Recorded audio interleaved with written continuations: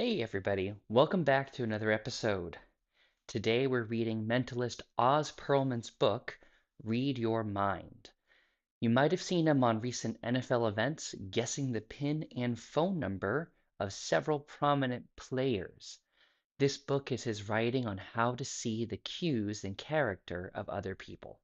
We're reading Chapter 2. Account for Everything Contingency.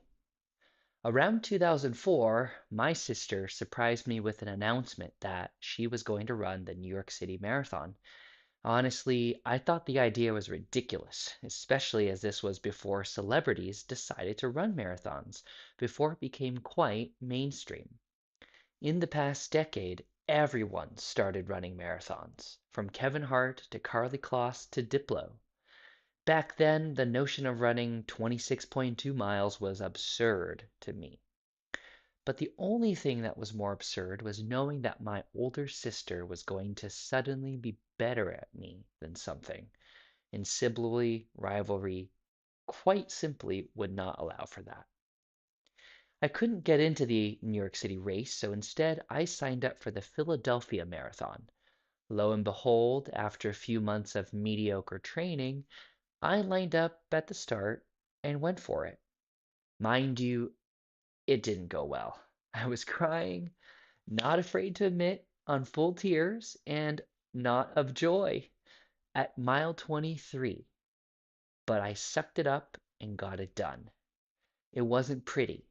It wasn't what I would describe as fun, but I finished and found myself suddenly hooked, with the desire to see if I could run the next one faster.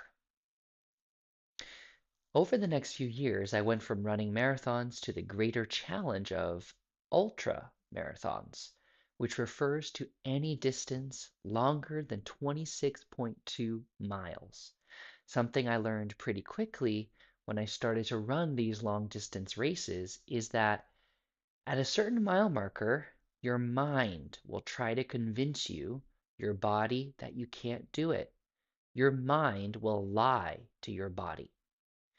The worst thing in the world while you're running an ultramarathon is when your mind tricks you into giving up and starts to write your DNF, did not finish. Over the next few years, I went from running marathons to the greater challenge of ultramarathons, which refers to any distance longer than 26.2 miles. Something I learned pretty quickly when I started to run these long distance races is that at a certain mile marker, your mind will try to convince your body, that you can't do it. Your mind will lie to your body. The worst thing in the world while you're running an ultra marathon is when your mind tricks you into giving up and starts to write your DNF, did not finish.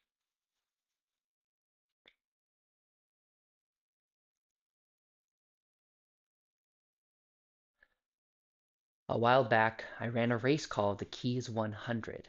This is a 100-mile run from Key Largo to Key West. It's really beautiful in certain spots, especially on the 7-mile bridge.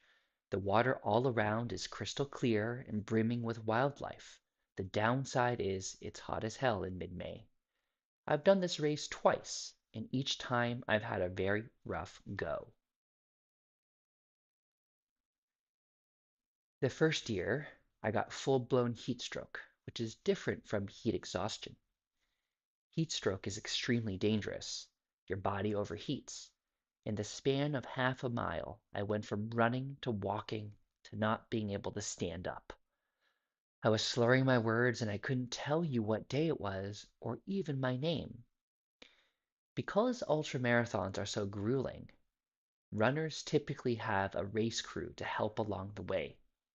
My buddies and fellow ultramarathoners, Ryan Dexter and Michael Havlovach, took time out of their busy lives to get me.